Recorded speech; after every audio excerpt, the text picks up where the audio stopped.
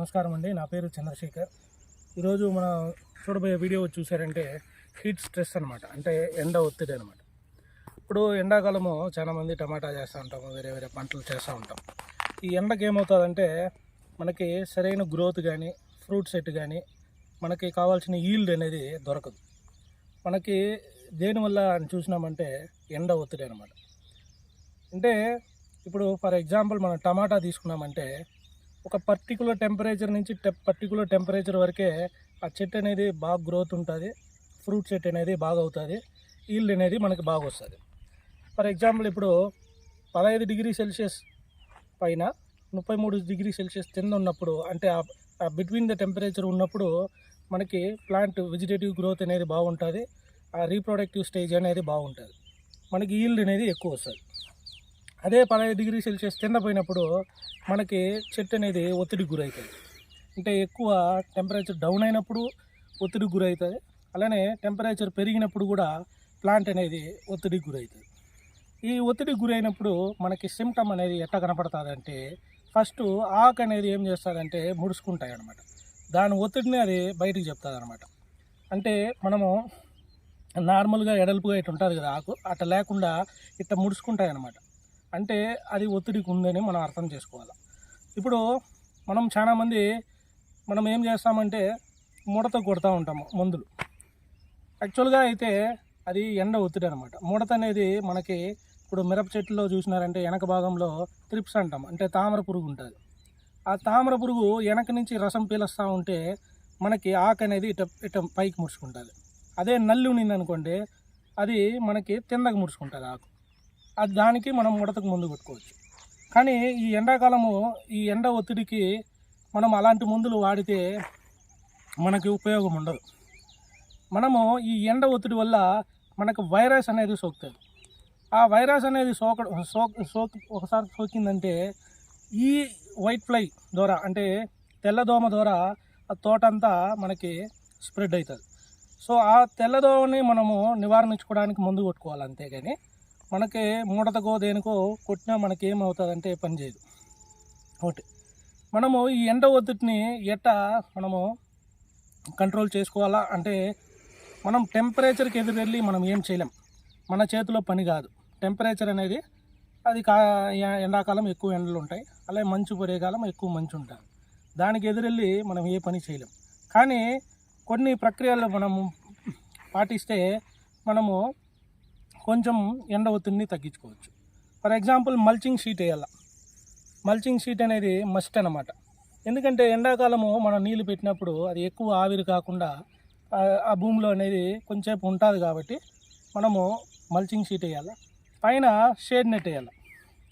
ఇది కష్టమైన పనే, కానీ ఇది ఒక మనకి ప్రొసీజర్ అనమాట. షేడ్ నెట్స్ వేసుకోవాలి. మనకి మూడవది చూసినారంటే కొన్ని ఇప్పుడు ఎండకి గురైనప్పుడు, అంటే ఎండ ఒత్తిడికి గురైనప్పుడు చెట్టు ఏం చేస్తుందంటే ఎక్కువ పొటాష్ అనేది తీసుకుంటూ ఉంటుంది, భూమి నుంచి ఎక్కువ పొటాష్ని తీసుకుంటూ ఉంటుంది ఎండ ఒత్తిడి ఉన్నప్పుడు. అప్పుడు పొటాష్ భూమిలో ఉండేలా చూసుకోవాలి. పొటాష్ అనేది భూమిలో ఉండేలా చూసుకోవాలి.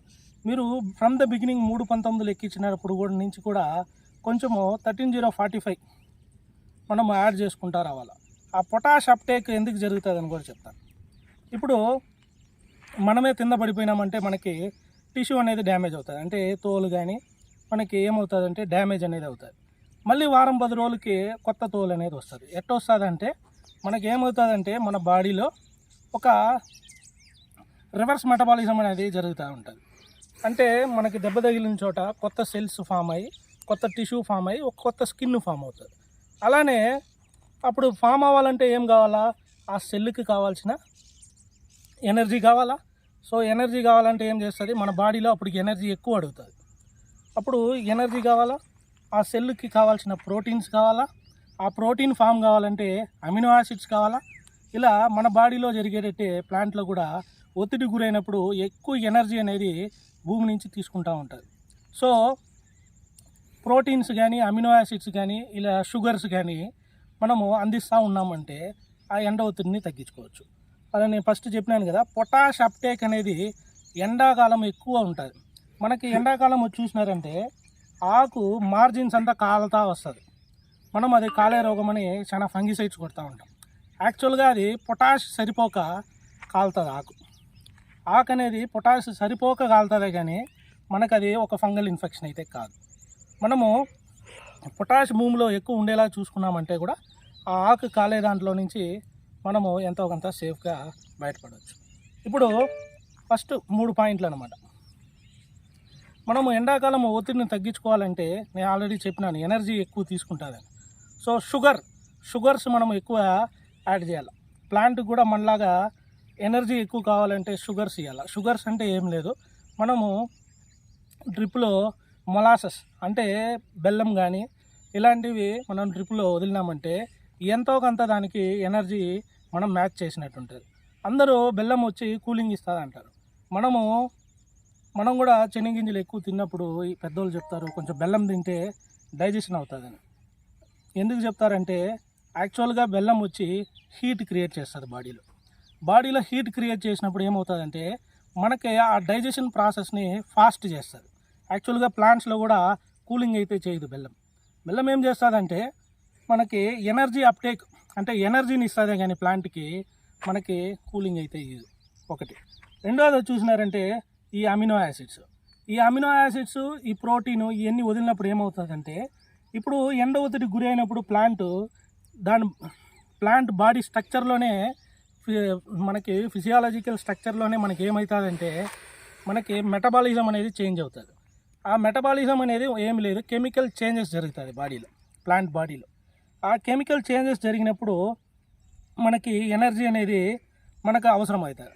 అప్పుడు ఈ అమినో యాసిడ్స్ కానీ ప్రోటీన్స్ కానీ మనం డ్రిప్ల ద్వారా కానీ స్ప్రే ద్వారా కానీ ఇచ్చినప్పుడు ఆ ఎనర్జీని మనం మ్యాచ్ చేయవచ్చు. ఏ మందు కూడా డైరెక్ట్గా కూలింగ్ అని పని చేయదు.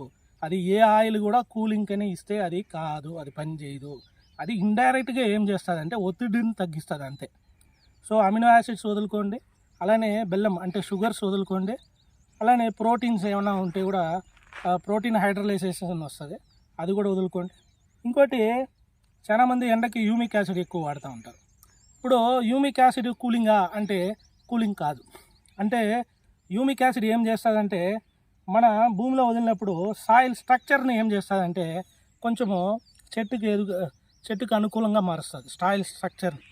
అలానే మనకి భూమిలో వాటర్ రిటెన్షన్ చేసుకుంటుంది. వాటర్ రిటెన్షన్ అంటే ఏం లేదు, మనకి ఈ డ్రాఫ్ట్ కండిషన్లో మనకి ఎండకి ప్లాంట్ ఒత్తిడి గురైనప్పుడు అక్కడ ఈ వాటర్ అప్టేక్ కూడా ఎక్కువ ఉంటుంది, ప్లాంట్ నీళ్ళు కూడా ఎక్కువ తీసుకుంటూ ఉంటుంది. అప్పుడు అక్కడ నీళ్ళు అనేది ఉండాలి. ఆ నీళ్ళని కొంచెంసేపు చెట్టు పక్కల్లో పెట్టుకుంటుంది, అంటే వాటర్ రిటెన్షన్ చేస్తుంది.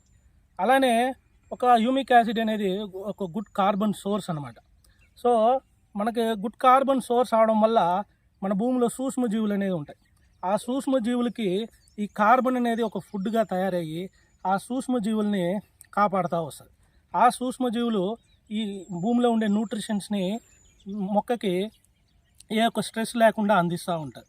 సో యూమిక్ యాసిడ్ కూడా కూలింగ్కి పనిచేయదు, ఎండ ఒత్తిడిని తగ్గడానికి పనిచేస్తుంది. మళ్ళీ ఇంకోటి చూసారంటే మనం ఏం చేయవచ్చు అంటే ఎండ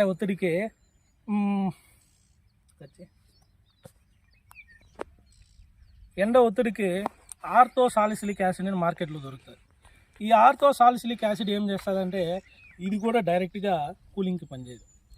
ఇది ఏం చేస్తుందంటే మనకి అదే ముందు చెప్పినట్టు ఒక సాయిల్ రిటెన్షన్, ఒక సాయిల్ స్ట్రక్చర్ కానీ వాటర్ రిటెన్షన్ కానీ, అలానే మనం అది పైన స్ప్రే చేసినప్పుడు ఏమవుతుందంటే పైన ఆకు పైన ఒక లేయర్ లాగా మనకి అది సిలికాన్ ఉండడం వల్ల ఒక లేయర్ లాగా మనకు ఫామ్ అవుతుంది అనమాట ఆకు పైన.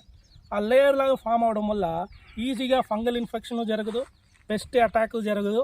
అలానే మనకి ఈ ఎండ అనేది ఎక్కువ ఆకులాగా పోక మనకి ఆ ఎండ ఒత్తిడిని తగ్గిస్తుంది.